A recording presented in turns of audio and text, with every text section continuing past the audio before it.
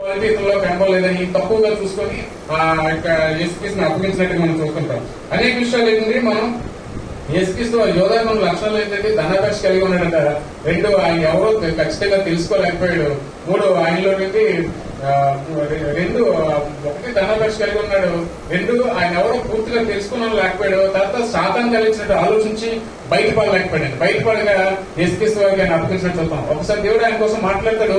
ఇట్టి మనుషుడు, ఈ మనుషుడు పుట్టకుండా ఉంటే మేలేమో అని దేవుడు మాట్లాడతాడని, ఆయనకు కలిగిన శ్రమను బట్టి ఇలాంటి మనిషి పుట్టకుండా ఉంటే మంచిదని దేవుడు మాట్లాడతాడు.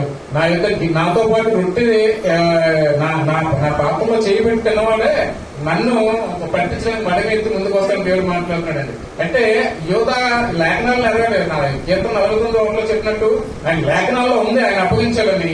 అయితే అనేక సార్లు జరిగింది.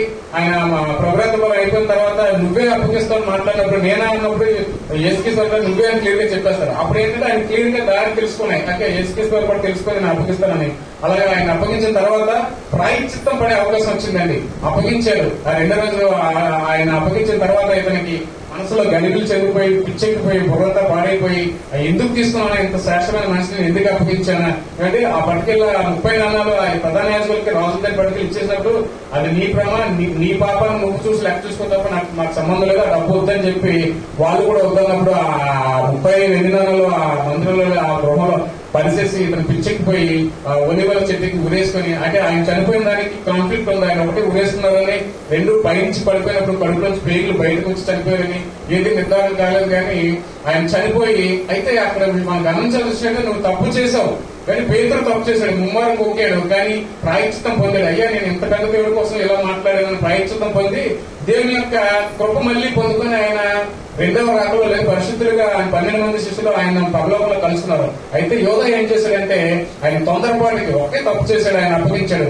2 ప్రాయశ్చిత్తం పడ్డాడు, కానీ ప్రాయశ్చిత్తం పడిన తర్వాత ఆయన మనసు స్టేబుల్ గా లేదు, లేక తన ప్రాణాలను అర్పించుకొని ఆయన చనిపోయినట్టుగా మనం చూస్తాం. అయితే అనేక సార్లు మనం తప్పు చేస్తుంటాం. తప్పు చేసిన తర్వాత మీరు గమనించుకోవాల్సిన విషయం ఏంటంటే, నువ్వు ప్రాయశ్చిత్తం పడి మళ్ళీ దేవుని పాదాలు పడుకొని బ్రతుకులంటే ఖచ్చితంగా దేవుని క్షమిస్తారు.